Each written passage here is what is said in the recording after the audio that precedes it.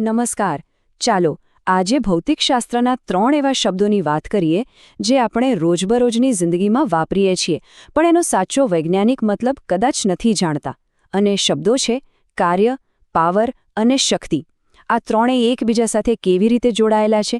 ચાલો આને જરા ઊંડાણમાં સમજીએ. ચાલો એક મજેદાર સવાલથી શરૂઆત કરીએ. વિચારો કે કોઈ વ્યક્તિ જીમમાં બહુ ભારે વજન ઉપાડીને બસ સ્થિર ઊભો છે. તો શું એ કાર્ય કરી રહ્યો છે? આપણી સામાન્ય સમજણ તો કહેશે હા બિલકુલ, પણ ભૌતિકશાસ્ત્રનો જવાબ સાંભળીને કદાચ થોડું આશ્ચર્ય થશે. અને બસ આ જ સવાલ આપણને લઈ જાય છે આપણા પહેલા ટોપિક પર, કાર્ય એટલે શું. કારણ કે ભૌતિકશાસ્ત્રમાં કાર્ય શબ્દનો એક ખૂબ જ ચોક્કસ અર્થ છે જે આપણે રોજબરોજ જે સમજીએ છીએ એના કરતાં ઘણો અલગ છે. તો જુઓ, ભૌતિકશાસ્ત્રમાં કાર્યની વ્યાખ્યા બહુ જ ચોક્કસ છે. 2 શરતો પૂરી થવી જ જોઈએ. પહેલું, કોઈ વસ્તુ પર બળ લાગવું જોઈએ, અને બીજું, અને આ સૌથી અગત્યનું છે, કે એ બળને કારણે વસ્તુ પોતાની જગ્યાએથી ખસવી જોઈએ. જો વસ્તુ ખસે જ નહીં તો ભલે ગમે તેટલો પરસેવો પાડો, ભૌતિકશાસ્ત્રની દ્રષ્ટિએ કોઈ કાર્ય થયું નથી. આ ચિત્ર જુઓ, કેટલું સરસ રીતે સમજાવે છે. એક તરફથી બળ લાગે છે એટલે કે F, અને એના કારણે વસ્તુ થોડી આગળ ખસે છે એટલે કે D અંતર કાપે છે. બસ આ જ તો છે કાર્યનો મૂળભૂત ખ્યાલ. આ આખી વાતને આપણે એક નાના એવા સૂત્રમાં મૂકી શકીએ છીએ. W = F × D, એટલે કે કાર્ય બરાબર બળ ગુણ્યા અંતર. કેટલું સરળ નહીં? પણ હંમેશા બળ સીધું નથી લાગતું, ખરું ને? ક્યારેક કોઈ ખૂણા પર લાગે તો શું કરવાનું? ગભરાવાની જરૂર નથી. આપણે બસ બળનો એ જ ભાગ ગણતરીમાં લઈશું જે ગતિની દિશામાં કામ કરતો હોય. એટલે જ સૂત્રમાં cos θ આવે છે. હવે કાર્યને માપવા માટે આપણે જૂલ અને અર્ગ જેવા એકમો વાપરીએ છીએ. જૂલ એ એનો સ્ટાન્ડર્ડ એકમ છે.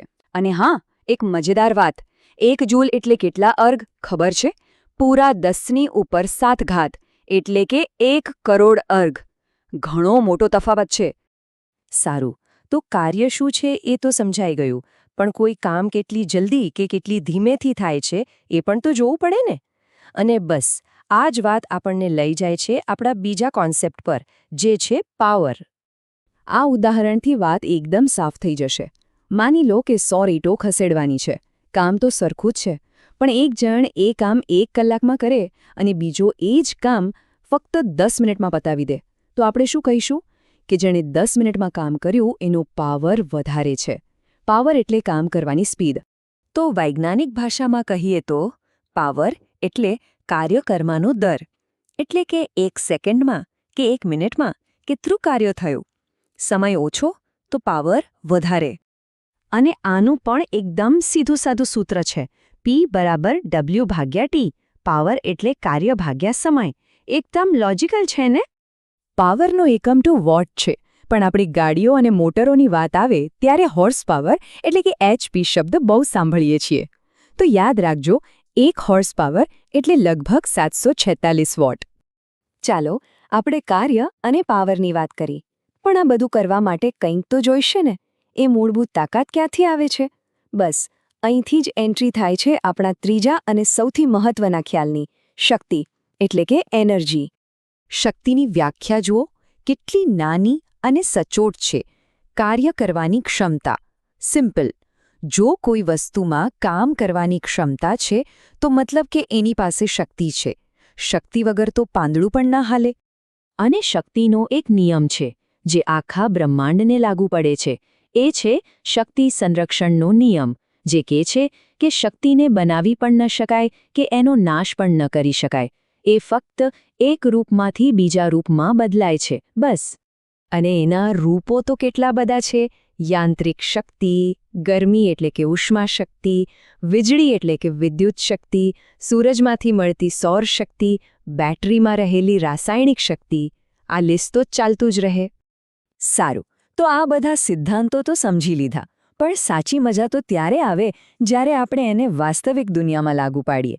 ચાલો એક એન્જિન કે પંપનું ઉદાહરણ લઈએ અને સમજીએ કે આ બધું ત્યાં કેવી રીતે કામ કરે છે. અને અહીં કાર્યક્ષમતા એટલે કે એફિશિયન્સીનો ખ્યાલ બહુ જ કામમાં આવશે.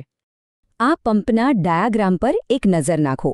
આપણે મોટર ચલાવવા માટે જે વીજળી આપીએ છીએ એ છે ઇનપુટ પાવર, અને પંપ જે પાણી ખેંચે છે એ છે આપણો આઉટપુટ કાર્ય. પણ શું આપણે જેટલો પાવર આપીએ એટલું બધું જ કામ થાય છે? ના.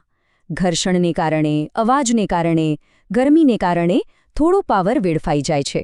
અને આ જે ઇનપુટ અને આઉટપુટ વચ્ચેનો સંબંધ છે એને જ કાર્યક્ષમતા કહેવાય. એ ટકાવારીમાં મપાય છે. એનું સૂત્ર પણ સીધું જ છે. આઉટપુટ પાવરને ઇનપુટ પાવરથી ભાગીને 100 વડે ગુણી નાખો. અને એક વાત યાદ રાખજો, દુનિયાનું કોઈ મશીન 100% કાર્યક્ષમ નથી હોતું. ક્યારેય નહીં. ચાલો એક ગણતરીથી આને પાક્કું સમજીએ. ધારો કે આપણે કોઈ પંપથી પાણી ઉપર ચડાવવું છે, તો પહેલું સ્ટેપ આપણે ગણતરી કરીશું કે ખરેખર પાણીને ઉપર લઈ જવા માટે કેટલો આઉટપુટ પાવર જોઈએ. પછી બીજું સ્ટેપ આપણને ખબર છે કે પંપ 75% જ કાર્યક્ષમ છે, એટલે કે 25% પાવર વેડફાશે, તો આપણે એને વધારે પાવર આપવો પડશે. અને ત્રીજું સ્ટેપ, એ પાવર જે મોટરમાંથી આવે છે એ પણ 100% કાર્યક્ષમ નથી, એ પણ 80% જ છે, તો મોટરને એનાથી પણ વધારે પાવર ખેંચવો પડશે. જોયું, દરેક સ્ટેજ પર થોડું નુકસાન થાય છે અને આ જ રિયલ વર્લ્ડ છે. તો આપણે કાર્ય, પાવર અને શક્તિની આખી સફર પૂરી કરી. ચલો ફટાફટ એક નજરમાં બધું રિવાઇઝ કરી લઈએ. આ આખું ચિત્ર હવે એકદમ સ્પષ્ટ થઈ જશે. સૌથી પાયામાં છે શક્તિ, એટલે કે કામ કરવાની ક્ષમતા. જ્યારે આપણે શક્તિનો ઉપયોગ કરીએ છીએ ત્યારે કાર્ય થાય છે. અને એ કાર્ય કેટલી ઝડપથી થાય છે એ માપે છે પાવર. શક્તિ, એમાંથી થયું કાર્ય, અને એ કાર્યની ગતિ એટલે પાવર. આ જ છે એમનો સાચો ક્રમ. તો હવે પછી જ્યારે પણ કોઈ મશીન વાપરો ત્યારે આના વિશે જરા વિચારજો. તમારા ફોનનો ચાર્જર અને ઘરનું ગીઝર, કોનો પાવર વધારે હશે? આ ખ્યાલોને સમજવાથી આપણી આસપાસની દુનિયાને જોવાનો એક નવો જ દૃષ્ટિકોણ મળે છે. વિચારતા રહેજો.